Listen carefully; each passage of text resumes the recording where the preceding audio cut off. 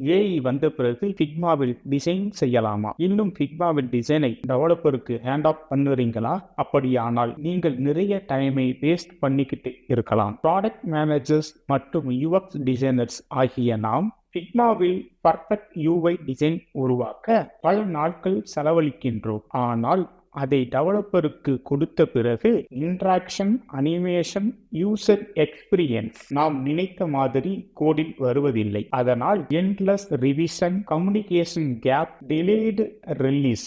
இதற்கு speak easy ஒரு நல்ல எக்ஸாம்பிள். அவர்கள் காம்ப்ளெக்ஸ் டேஷ்போர்டை முதலில் ஃபிக்மாவில் டிசைன் செய்யவில்லை. அதற்கு பதிலாக வெரிசலின் ஏஐ டூல் விஓவை பயன்படுத்தி தங்களுக்கு வேண்டிய யூஐயை பிளெயின் இங்கிலீஷில் டிஸ்கிரைப் செய்து அடுத்த சில நொடிகளில் ஏஐ ஒர்க்கிங் ரியாக்ட் கோடை ஜெனரேட் செய்தார்கள். ஒரே நாளில் ஃபுல் இன்டராக்டிவ் டிசைனை பில்ட் செய்து ஐட்ரேட் செய்தார். டிசைன் டு கோட் ஹேண்டப்பை முழுவதுமாக ஸ்கிப் பண்ணிட்டாங்க. இதிலிருந்து ப்ராடக்ட் மேனேஜர் மற்றும் டிசைனர்ஸ் கற்றுக்கொள்ள வேண்டிய லெசன்: ஃபியூச்சரில் ஸ்டாட்டிக் டிசைன் ஃபைல் மட்டும் போதாது.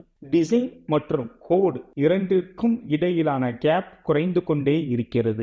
ஏஐயை பயன்படுத்தி இன்டராக்டிவ் புரோட்டோடைப்பை நேரடியாக பில்ட் பண்ணலாம். ஹேண்ட் ஆஃப் ப்ராப்ளம் குறையும். என்ஜினியரிங் அலைன்மெண்ட் அதிகரிக்கும். பிக்சரை மட்டுமே டிசைன் செய்யாதீர்கள், ஒர்க்கிங் ப்ராடக்டை பில்ட் செய்ய ஆரம்பியுங்கள். நீங்கள் ஃபிக்மா ஒர்க் ஃப்ளோவை ஏஐ ஜெனரேட்டட் கோடாக ரீப்ளேஸ் செய்ய ரெடியா அல்லது ஃபிக்மா இன்னும் தேவையா? உங்கள் கருத்தை கமெண்டில் சொல்லுங்கள்.